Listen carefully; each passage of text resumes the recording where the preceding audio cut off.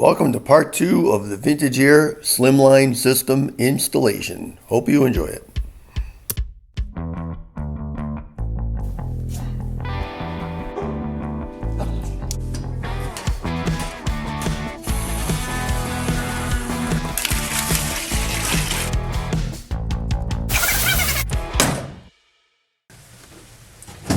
So I looked for a number of different evaporator units online. Made a mock-up. You can find dimensions of all these things and find a cardboard box and cut it and tape it to size, and I've marked on it where the ducts are, where the connections are. This one happens to be the Vintage Air mini or compact unit. Still pretty sizable. I can fit that in here and put it up a little bit and have room to make my connections, but it sticks down pretty low under the dash, although I will have a console here of some type, but it will stick out into the space over here on the passenger side, and you'll see all those connections in the front, so I'd have to make a whole trim piece or something to go in here. So I was kind of going that way, but then I decided to look for something else. The Vintage Air Slimline. So a little bit more complex shape to make. It has kind of an angled bottom, but I think it's a pretty good representation. It has the vents built in and the controls built in, and if I can tuck it right up in here,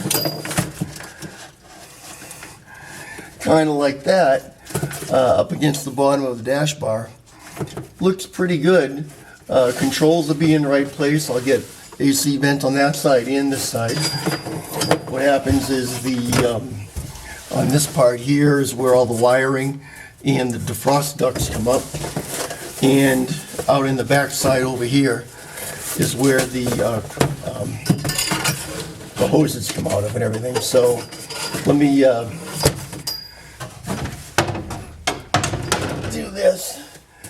I can put it all the way back close to the firewall. Have a little bit of room behind it and above it.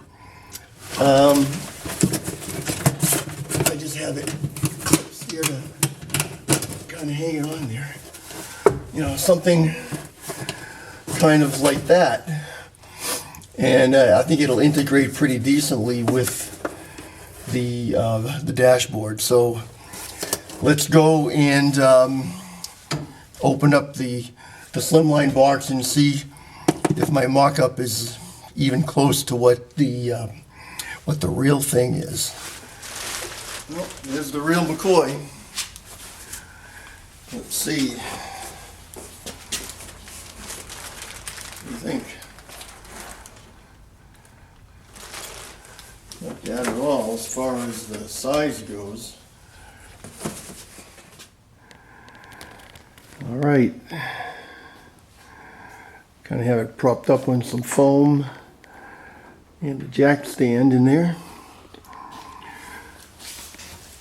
But it does fit pretty nicely. Let me put the dashboard back on. Have a look. Right, just looking through the back window here now. I want to get, I think, that middle knob centered on the shifter. But, yeah, I think it looks pretty damn good right now. All right, well, I got the evaporator unit mounted. You can see what the brackets look like here. There's a little L bracket. I just drilled and tapped the dash bar. It's a 120 wall DOM. Plenty of threads you can get in there. There's some rear brackets here. On the directions, they show the mounting holes going on the top. They're actually on the sides. I have to put a little twist in those brackets. And the first time I mounted it, had a little problem looking at where all the hose connections come out. That's going to go right into where my battery box is, the other side of the firewall. So I just scooted it over a couple inches, and fits pretty good that way. I guess this way. Sorted out the wiring mess here. Let's take a look. I took a piece of shelf bracket and I drilled some holes in it, and I mounted the 2 relays and the 2 vacuum solenoids. Got their little tubey things here. One's for the defrost vent, the other is for the heater control valve, which I'll squeeze in down there somewhere. Got the wiring harnesses all sort of routed. This blue wire goes out to the compressor eventually. Little defrost ducts pop in right here. And the system has 4 ground wires. Look at that. I'll mount it right here in my oopsie hole on the dash bar. That's a good ground there. So doesn't look too bad. A little bit organized. So time to move on. All right. So hey, it's been a minute. I've been in wiring hell. As you can see, I put the AC aside for a little bit. I got the main wiring harness run in there, and got everything hooked up inside here. These, of course, are the defrost ducts that will go up in the dash there. These will get cut a little shorter. I did run the rest of the air conditioning system. There's the compressor there, and I'm going to run it on this inner groove on the water pulley. I've got the dual groove compressor, so that's all set and wired in. And I've got the condenser mounted in here. Turn the light on a little bit. Here we go. Condenser is mounted in here, and the filter dryer is mounted in there. And there's the wire for the safety switch.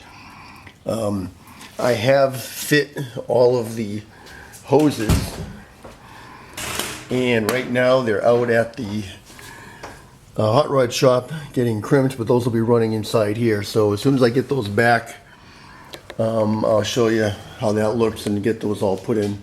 I do have the heater hoses run and the heater control valve in there as well. But right in there is where the AC hoses will come in. So they should be ready today, and we'll get that going. All right, I got a little light on the subject here, so we'll kind of go through the belts again. So as I said, get double pulleys on your compressor if you're going for a V-groove, and your water pump pulley. You can actually get a triple pulley if you want. And your alternator, I've got an upgraded alternator here. And so the problem with the Corvette chassis down here is you can only put a single pulley. So that drives where you're going to go. And if I drove that off the inner pulley, which it lines up to, I have nowhere to go with my compressor. So I went and I drove the power steering off the inner belt of the alternator, and then the inner crank and power and water pump pulley were free for the compressor, and then I used the outer one for the outer alternator, water pump, and crank. And you see my crank actually has a third pulley which I'm not using, which could be for an air pump. So I thought about maybe driving that directly to the compressor here, but that doesn't go out far enough, and I would have to shim this whole mount out. So I'd rather not do that. I've got a nice balance here. I've got 2 cranks, 2 pulleys on the crank, driving the water pump, and each accessory is sort of balanced on each side. And there's actually precedent. If you look at some of the Corvette documentation from way back, I actually have an image here somewhere. If I can find it, I'll throw it up on my on the video, which shows driving some of the sometimes they drove the alternator off of the power steering pulley, which is kind of weird. Actually, here's a picture right here of it coming up at you. Come on. Here we go, on the phone. There it is. Come on, turn. So this comes from an old factory assembly manual from a 71 Corvette. You see right there, power steering pump, double pulley driving the alternator, and a couple of different option arrangements. So for me, I'd rather drive the alternator directly and have that slave the power steering. Now I know that might underdrive the power steering a little bit, but that's okay. These are pretty heavily boosted power steering systems anyway, and you know, a little more road feel. And this is a much lighter car than a Corvette, so I think it's going to work. Let's get the hoses on. All right, we're back from the hot rod shop, and we got us, what is that, Tuck? What is that? Hoses. We got hoses for the AC, so let's put this all together.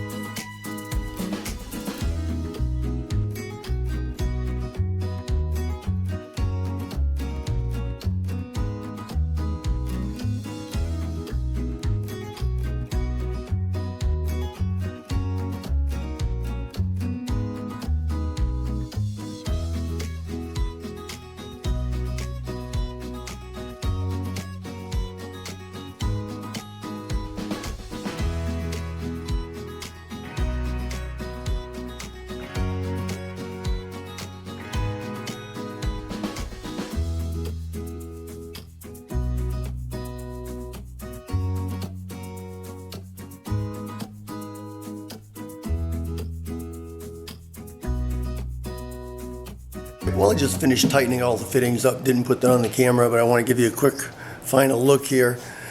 Down here inside, it is real busy and crowded, as you can see. I mean, I've got the heater hoses run here out to the side and back, and this is the heater control valve. Wiper motor is down here, a bunch of wires. Here's the two hoses. That number 10 hose down at the bottom here. Tough to get to the way these hoses are all arranged, all these fittings are arranged. I've got to wrap that in that sticky, gooey press tape stuff. Not going to do that right now, but it is 90 degrees, so maybe it'll be good to go. You see down here, I did use a bulkhead fitting in here. Instead of a bulkhead fitting, I made this bracket with the bulkhead fitting, just to attach the hoses and to secure that. This is the opening for the battery, and the battery tray goes in there, so I needed to run the hoses down round. And then you can see the heater hoses come up here, and I'll make a little hose bracket mounting to the bottom of the AC bracket to hold them in place, but these all tuck underneath here. With the wiring, I've got to plug the compressor in. That wiring is up here. Here's the little pigtail here. I'll plug that in. And I've got to put the fitting in and plug in the safety switch. That is it. The Vintage Air system is installed. The only thing next is to go and get it all charged up and test it out. So hope you enjoyed it, and you come back and see me again. Got to use my 1-inch wrench this time. Not bad.